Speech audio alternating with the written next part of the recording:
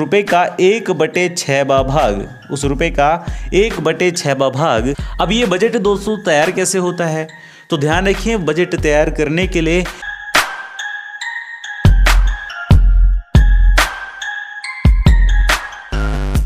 Hello मेरे प्यारे बच्चों, कैसे हैं सभी दोस्तों। स्वागत है आप सभी का एग्जाम रेल में। एग्जाम रेल आओ कुछ नया सीखें। मैं अरुण कुमार आज की इस वीडियो में आप लोगों के साथ बातचीत करने वाला हूं पॉलिटी की 36वीं क्लास के बारे में। पॉलिटी मतलब राज्य व्यवस्था, और राज्य व्यवस्था में हम पढ़ते हैं इंडियन कॉन्स्टिट्यूशन को, भारतीय संविधान को। सभी जानते हैं कि भारतीय संविधान के 22 भाग हैं हमारे मूल भारतीय संविधान में, जिसमें से दोस्तों हम 5वें भाग को पढ़ रहे हैं जो संबंधित है संघ से यानी कि यूनियन से। और इस 5वें भाग में आर्टिकल नंबर 52 से आर्टिकल नंबर 151 तक, या अनुच्छेद 52 से अनुच्छेद 151 तक का जिक्र हमें देखने को मिलता है। अब दोस्तों ये आर्टिकल्स क्या होते हैं, ये अनुच्छेद क्या होते हैं, ये सभी बातें हम पहले भी कर चुके हैं, और जो लोग रेगुलर हमारी वीडियोस को देख रहे हैं वो जानते भी होंगे कि किस लेवल की हम तैयारी को लेकर चल रहे हैं। दोस्तों पॉलिटी के अंदर हम अभी तक की सारी बातचीत में जो जो पढ़े हैं वो अगर आपने तैयार कर लिया है तो मैं समझता हूं कि वनडे एग्जामिनेशंस, जब आप वनडे एग्जामिनेशंस के लिए किसी भी प्रैक्टिस सेट या प्रैक्टिस क्वेश्चंस को कर रहे होंगे तो आपको वो सारी चीज़ें वहां पर बहुत ज़्यादा फ़ायदा पहुंचा रही होंगी। अब यहाँ समझने वाली बात यह है दोस्तों कि पॉलिटी की 36वीं क्लास के अंदर हम जो बातचीत करने वाले हैं, हमको जो जानकारियाँ प्राप्त करने वाले हैं वो क्या हैं।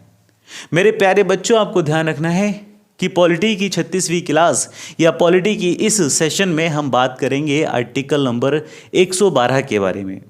आर्टिकल नंबर 112 के साथ ही हम बात करेंगे आर्टिकल नंबर 114 के बारे में, उसके बाद 115 के बारे में, उसके बाद 116 और 117 के बारे में। कोशिश करेंगे कि 117 तक की बातचीत को बहुत अच्छे से जान लें। और दोस्तों ये भी ध्यान रखें कि आर्टिकल 112 में क्या बताया गया है, एक्चुअल में उस डिटेल या उसकी डिटेल क्या क्या है, वो सभी बातें यहाँ से हमें समझनी है। दूसरी चीज़ दोस्तों आपको ध्यान ये रखना है कि जितने भी चीज़ें या जितने भी कंटेंट मैं यहाँ से आपको प्रोवाइड कर रहा हूँ बहुत ही ज़्यादा इम्पोर्टेंट है, इसलिए आपका ये परम कर्तव्य बनता है कि आपको वीडियो को लास्ट तक ज़रूर देखना है, और साथ ही इस वीडियो को जितना हो सकेगा उतना शेयर भी करना है।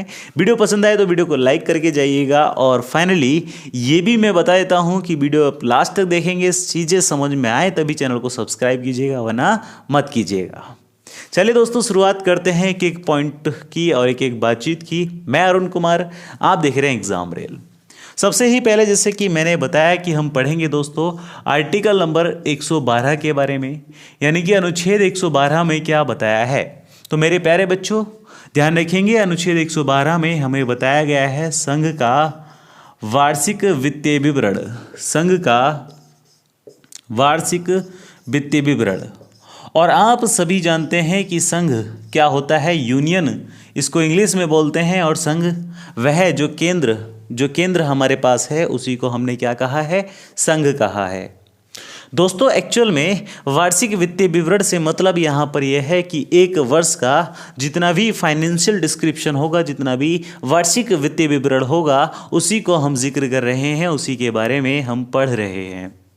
आप सभी जानते हैं कि भारत में केंद्र सरकार के द्वारा और राज्य सरकार के द्वारा भी क्या किया जाता है, बजट पेश किया जाता है हर साल। लेकिन अभी हम केवल केंद्र के बारे में बात कर रहे हैं, तो केंद्र का जो प्रत्येक वर्ष बजट पेश किया जाता है मेरे बच्चों ध्यान रखेंगे, वही बजट क्या कहलाएगा, हमारा संघ का वार्षिक वित्तीय विवरण कहलाएगा। लेकिन बच्चों ये भी ध्यान रखें कि ये जो बजट शब्द मैंने यहाँ पर लिखा, एक्चुअल में इसका प्रयोग तो किया जाता है, इसका इस्तेमाल तो किया जाता है, लेकिन अगर आपसे क्वेश्चन पूछा जाए कि बताइए संविधान में बजट शब्द का प्रयोग हुआ है या नहीं, तो इसका आंसर है नहीं। मतलब बजट शब्द का प्रयोग भारतीय संविधान में नहीं किया गया है, केवल और केवल संघ का वार्षिक वित्तीय विवरण करके एक डिस्क्रिप्शन हमें दिया गया है, जिसमें हम फाइनेंस के बारे में, हम वित्त के बारे में बात करते हैं। दूसरी बात आपको ये समझनी होगी कि आखिर ये जो बजट है वो किस तरह से पेश किया जाता है, इस बजट की प्रक्रिया क्या होती है, प्रोसेस क्या होता है।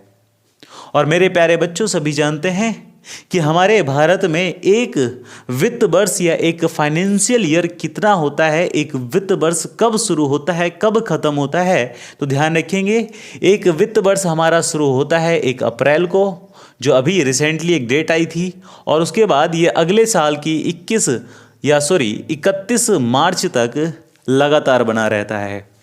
मतलब 1 अप्रैल से 31 मार्च तक एक पूरा का पूरा क्या चलता है, एक फाइनेंशियल ईयर चलता है। इस बात को आपको विशेष रूप से ध्यान रखना है। अब इसी पूरे फाइनेंशियल ईयर को, इसी पूरे वित्तीय वर्ष को हम क्या कहते हैं दोस्तों, एक वित्त या यूं कहें वर्ष का वित्तीय विवरण कहते हैं। इसमें कितने खर्चे हुए, कितना पैसा किसको दिया गया, कितना पैसा कहाँ लगाया गया, कितने पैसे की आमदनी की गई, कितने पैसे का इन्वेस्टमेंट किया गया भारत सरकार के द्वारा, वही सब आपका क्या कहलाएगा, वित्तीय विवरण कहलाएगा, डिस्क्रिप्शन कहलाएगा। बोलो बेटा, बात समझ में आ गई कि नहीं आ गई? बहुत अच्छी बात। संघ का वार्षिक वित्तीय विवरण, इसको हमने क्या कहा बच्चा? बजट कहा। इसको हमने क्या कहा? बजट कहा। और ये बजट हमारा कब पेश किया जाता है, तो वो आप समझ लीजिए मेरे बच्चों। मैंने आपको बताया है कि भारत सरकार की सदन में, या यूं कहें संसद के सदन में, पूरे वर्ष में 3 बार सत्र बुलाए जाते हैं। ठीक है, कितनी बार? 3 बार सत्र बुलाए जाते हैं। और वो सत्र कौन कौन से होते हैं तो सभी जानते हैं। वो सत्र होते हैं बजट सत्र, वो होता है मानसून सत्र, और वो होता है शीतकालीन सत्र। मतलब हमारे पास 3 सत्र बुलाए जाते हैं, बजट सत्र, मानसून सत्र और शीतकालीन सत्र। बजट सत्र हमारा फरवरी से मई तक चलता है। उसके बाद मानसून सत्र हमारा जुलाई से लेकर सितंबर तक चलता है। और जो हमारा शीतकालीन सत्र है बच्चा, ध्यान रखेंगे, वो नवंबर और दिसंबर के माह में चलता है। अब यहाँ पर समझने वाली बात यह है कि जो बजट सत्र है और ये जो बजट है, क्या इन दोनों का कोई रिलेशन है? तो हाँ मेरे बच्चा, ध्यान रखें, इन दोनों का एक बहुत बड़ा रिलेशन है। वो रिलेशन क्या है कि इस बजट सत्र या इस सत्र का जो पहला सत्र हमने बताया, इस सत्र का नाम ही बजट के ऊपर रखा गया है। मतलब कहने का यह है कि भारत का एक वार्षिक वित्तीय विवरण हम पेश करेंगे जब हमारा पहला सत्र यानी कि बजट सत्र चल रहा होगा। और मोस्टली सत्र का प्रारंभ ही कब होता है? फरवरी के माह में। और फरवरी के स्टार्टिंग डेज में या शुरुआती दिनों में ही हमें क्या करना होता है? बजट पेश करना होता है। मेरी बात आप लोगों को समझ में आई कि नहीं आई, मुझे ज़रूर बताएं। तो कहने का मतलब या कहने का तात्पर्य सिर्फ इतना है कि बजट को कब पेश किया जाता है, तो मेरे बच्चों ध्यान रखेंगे, बजट को फरवरी के प्रारंभिक दिनों में या बजट को फरवरी के स्टार्टिंग के डेज में ही क्या कर दिया जाता है? पेश कर दिया जाता है। बजट पेश किसके द्वारा किया जाता है, तो मेरे बच्चों द्वारा, ध्यान रखेंगे, वित्त मंत्री या फाइनेंस मिनिस्टर के द्वारा बजट पेश किया जाता है। भारत का वार्षिक वित्तीय विवरण पेश किया जाता है। लेकिन बजट को पेश करने से पहले भारत के राष्ट्रपति एक तिथि निर्धारित करेंगे जो फरवरी के स्टार्टिंग के डेज की होगी। मतलब हम कहें कि राष्ट्रपति की अनुमति से ही बजट पेश करने की बजट पेश करने की प्रक्रिया को शुरू किया जाता है। अब ये बजट दोस्तों तैयार कैसे होता है, तो ध्यान रखिए, बजट तैयार करने के लिए लाखों तो नहीं, मतलब हजारों सैकड़ों लोग कार्य करते हैं, काम करते हैं। लेकिन इसमें कुछ ही उच्च अधिकारी होते हैं जो बजट प्रिपेयर्ड करते हैं, तैयार करते हैं। और आप ये भी ध्यान रखें कि बजट जब पेश होने वाला होता है या बजट की तैयारियां बिल्कुल ज़ोर शोर से होती है, बजट बिल्कुल बनने वाला होता है, तो उस समय बजट को बहुत ही ज़्यादा प्रोटेक्ट रखा जाता है, या यूँ कहें बजट में गोपनीयता बरती जाती है। और गोपनीयता बरतने के लिए आप सभी जानते हैं कि भारत सरकार के द्वारा नॉर्थ ब्लॉक में कुछ अधिकारियों को बिल्कुल हमेशा के लिए या उस समय के लिए बिल्कुल ही बंद कर दिया जाता है। अब वो बाहरी दुनिया से कोई भी कनेक्शन नहीं रखते। जिन सिस्टम्स पर, जिन कंप्यूटर्स पर ये बजट तैयार किया जाता है, उन कंप्यूटर्स को भी डीलिंक कर दिया जाता है, उनका कनेक्शन भी ख़त्म कर दिया जाता है। केवल एक फ़ोन कॉल उनके पास होता है या केवल एक फ़ोन उनके पास होता है जिस पर कॉल्स केवल जा सकती हैं, वापस नहीं आ सकती। ये भी पूरा प्रावधान है। ये बातें शायद ही आप जानते होंगे, लेकिन इतनी इंपॉर्टेंट नहीं है एग्जाम पॉइंट ऑफ व्यू से। लेकिन बस समझ लें कि बजट पेश करने से पहले या बजट को तैयार करते समय बहुत ही ज़्यादा क्या बरती जाती है दोस्तों, गोपनीयता बरती जाती है। इस बात को ध्यान रखेंगे। इसके बाद बजट जब अधिकारियों के द्वारा तैयार हो जाता है तो बजट को वित्त मंत्री के द्वारा एक निश्चित तिथि में, दोस्तों ध्यान रखिए, एक निश्चित तिथि में भारत के या यूं कहें संसद की निम्न सदन में यानी कि लोकसभा में पेश कर दिया जाता है। और जब संसद के लोकसभा में या सदन के निम्न सदन में पेश कर दिया जाता है बजट को, तो उसके बाद इस बजट को भेजा जाता है राज्यसभा में। और राज्यसभा और लोकसभा में दोनों में ही क्या होती है, कुछ आम बहस होती है, बहुत नॉर्मल सी बहस होती है। और नॉर्मल बहस के तहत ही जिन चीज़ों की आवश्यकता बजट में है उनको फिर जोड़ा भी जाता है। जैसे उनको हम क्या कहते हैं, उनको हम कहते हैं दोस्तों अनुदान। मतलब कहने का यह है कि बजट में कुछ मांग ऐसी होती हैं, कुछ मांगें ऐसी होती हैं जिनको पूरा करने के लिए कुछ और अन्य मांगों को जोड़ा जाता है या कुछ एक अलग प्रस्ताव को जोड़ा जाता है। उस प्रस्ताव को ही हम क्या बोल देते हैं, अनुदान बोल देते हैं। और दोस्तों इस अनुदान को पेश करने के लिए या इस अनुदान की मांग को पूरा कराने के लिए एक पेश किया जाता है विनियोग विधेयक। मेरे बच्चों ध्यान रखेंगे, पेश किया जाता है विनियोग विधेयक। और ये जो विनियोग विधेयक है ये भारतीय संविधान के किस आर्टिकल में, किस अनुच्छेद में वर्णित मिलता है, तो ध्यान रखें यह मिलता है आर्टिकल 114 के अंदर। तो मतलब कहने का यह है अनुच्छेद 114 में आपको मिल जाएगा विनियोग विधेयक देखने के बारे में, जिसके तहत ही क्या किया जाता है, अनुदानों की मांग को या अनुदानों की मांग को रखा जाता है गवर्नमेंट के द्वारा या गवर्नमेंट के उन सदस्यों के द्वारा जो बजट पेश करने में क्या कर रहे हैं, सहायता कर रहे हैं। बात समझ में आई कि नहीं आई मुझे जरूर बताएं आप लोग, ठीक है बच्चा। इसके बाद मैंने कहा कि आर्टिकल 114 में विनियोग विधेयक पेश किया जाता है और इस विनियोग विधेयक से अनुदानों की मांग को पूरा करने के लिए प्रस्ताव पेश किए जाते हैं भारत के लोकसभा में। ठीक है बच्चे, बात समझ में आ गई। चलिए आगे समझते हैं, आगे देखते हैं। तो आर्टिकल नंबर 115 या आर्टिकल नंबर 115 में आपको पढ़ने को मिलेगा या देखने को मिलेगा अतिरिक्त अनुदान, जिसको हम कहेंगे क्या, अतिरिक्त अनुदान कोमा अनुपूरक अनुदान। क्या कहेंगे, अनुपूरक अनुदान। मतलब कहने का यह है कि विनियोग विधेयक से हमने कुछ अनुदानों की आवश्यकता या कुछ जितने भी अतिरिक्त पैसे की आवश्यकता थी उसको तो पूरा कर लिया संचित निधि से। लेकिन अगर अभी भी कोई अतिरिक्त या कुछ अतिरिक्त ऐसे खर्च निकल आते हैं या जिनकी कोई आवश्यकता पड़ जाती है तो उसके लिए लाया जाता है अतिरिक्त अनुदान, अनुपूरक अनुदान, जो वर्णित किए गए हैं आर्टिकल नंबर 115 में। लेकिन दोस्तों ध्यान रखेंगे कि अतिरिक्त अनुदान के लिए हमें आवश्यकता होती है भारत के राष्ट्रपति की आज्ञा की। मतलब कहने का यह है कि विनियोग विधेयक को केवल और केवल किसमें, लोकसभा में पेश किया जा सकता है। इसके बाद हालांकि इसको राज्यसभा में भेजा जाएगा एक धन विधेयक बनाकर।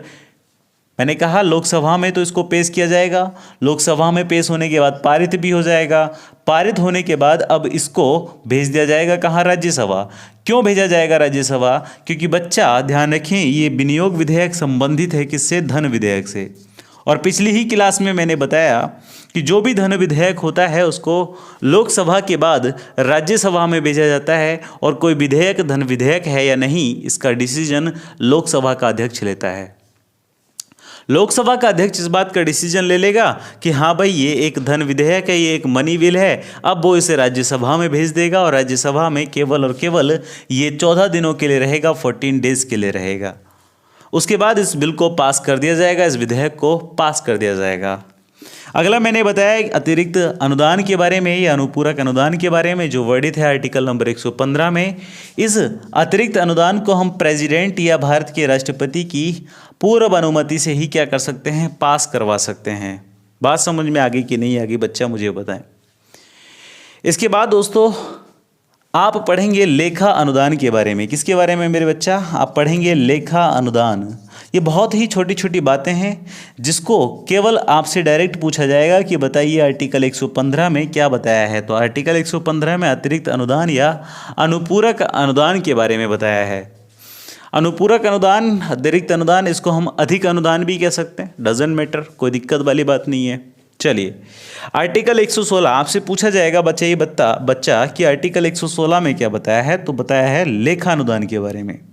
अब लेखानुदान क्या होता है? तो मेरे बच्चे ध्यान रखेंगे कि हमारा एक जो वार्षिक वित्तीय विवरण है या वार्षिक वित्तीय ईयर है, वित्तीय वर्ष है, इस वित्तीय वर्ष का या यूं कहें इस वित्तीय वर्ष में जितना भी पैसा हमने इन्वेस्ट किया या जितने भी पैसे को हमने बजट के रूप में देखा, उस पैसे को हमें क्या करना होगा, उस रुपए का हमें क्या करना होगा, मेरे बच्चे ध्यान रखेंगे, उस रुपए का 1/6वां भाग, उस रुपए का 1/6वां भाग या यूं कहें पूरे वर्ष का 2 माह का भाग हमें वापस लौटाना होगा या 2 माह का रुपया वापस देना होता है। किसको? भारत सरकार को। बात समझ में आ गई कि नहीं आ गई? लेखा अनुदान क्या होता है? आर्टिकल 116 में वर्णित है। इसमें बताया गया है कि वित्तीय वार्षिक वर्ष का जितना भी पैसा, जितना भी धन, जितनी भी राशि होती है, उसका 1/6वां भाग 2 माह या यूं कहें 1/6वां भाग या पूरे वर्ष का 2 माह का जितना भी रुपया है, जितना भी पैसा है, वो वापस लौटाना होता है भारत सरकार को। और नई गवर्नमेंट या यूं कहें नए वर्ष में जब नया दोबारा से बजट पेश होगा तो उस बजट में उसको ऐड कर दिया जाता है, जोड़ दिया जाता है। बच्चा बात समझ में आ गई आप लोगों को कि नहीं आ गई? मुझे जरूर बताएं। इसके बाद दोस्तों आर्टिकल नंबर 117 में आपको क्या बताया गया है, लेकिन उससे पहले आप एक छोटी सी टर्म और जान लीजिए। और वो छोटी सी टर्म क्या है? इसको हम कहते हैं अपवाद अनुदान, जिसको हम कहते हैं अपवाद अनुदान। हालांकि अपवाद अनुदान के बारे में भारतीय संविधान में कोई आर्टिकल, कोई अनुच्छेद आपको देखने को नहीं मिलता है। लेकिन ये होता क्या है? तो बच्चा ध्यान रखेंगे, ऐसे अनुदान जो भारत सरकार ने पेश तो कर दिए लेकिन बजट में जिनका या बजट में इनका कोई जिक्र नहीं किया गया, बजट में इनको सम्मिलित नहीं किया गया, तो ऐसे अनुदानों को हम कहते हैं अपवाद अनुदान, एक्सेप्शनल। ठीक है, अपवाद अनुदान, एक्सेप्शनल एप्रोप्रिएशन। ठीक है बच्चा।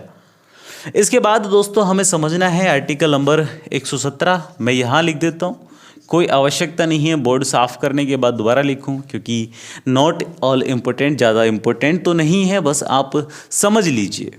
और समझने के लिए आर्टिकल 117 में क्या बताया है, तो बच्चे ध्यान रखेंगे, आर्टिकल 117 में बताया है कि वित्तीय वर्ष या यूँ कहें जो हमारा वार्षिक वित्तीय वर्ष है उसके बारे में आपको कुछ अतिरिक्त उपबंध देखने को मिल जाते हैं या विशेष उपबंध देखने को मिल जाते हैं वित्त विधेयक से संबंधित या वित्तीय ईयर से संबंधित। वित्त विधेयक से संबंधित, वित्त विधेयक से संबंधित विशेष उपबंध। ये मेरे बच्चे इसमें आपको ये भी देखने को मिल सकता है कि वित्तीय वर्ष से संबंधित, यहाँ दिख रहा है कि नहीं दिख रहा है? चलिए दिख जाएगा, साइड को कर देते हैं। वित्त विधेयक के जगह क्या हो सकता है, वित्तीय वर्ष से भी संबंधित यहाँ पर बात की गई है, वित्तीय वर्ष। तो वित्तीय वर्ष या वित्त विधेयक से संबंधित विशेष उपबंध आपको दिए गए हैं किसमें? आर्टिकल नंबर 117 में। Article number 117, article number 116, article number 115, article number 114, article number 112, ये सभी के सब अब आपको याद करने हैं। ये सभी के सभी अनुच्छेद आपको केवल याद करने हैं और उम्मीद करता हूं कि आपको समझ में भी अच्छी तरह से आ गए होंगे।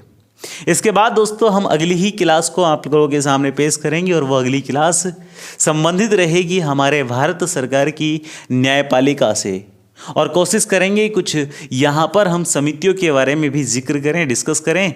लेकिन समितियों के लिए एक अलग से वीडियो तैयार करके दे दिया जाएगा। रेगुलर या कंप्लीट सिलेबस के इस पूरे प्लेटफॉर्म पर या कंप्लीट सिलेबस के इस पूरे कह सकते हैं आप एक पूरे के पूरे प्लेलिस्ट में आपको रेगुलर क्लासेस वो मिलेंगी जो आपके एग्ज़ाम पॉइंट ऑफ व्यू से बहुत ज़्यादा इंपॉर्टेंट है, जहाँ से आप एग्ज़ाम को क्रैक करने में मदद ले सकते हैं। हम केवल आपकी इतनी सी मदद कर रहे हैं कि आप एग्ज़ाम पास कर सकें, लेकिन आपको मेहनत करनी होगी एग्ज़ाम पास करने के लिए। हमारा काम केवल यहाँ से सपोर्ट करने का है।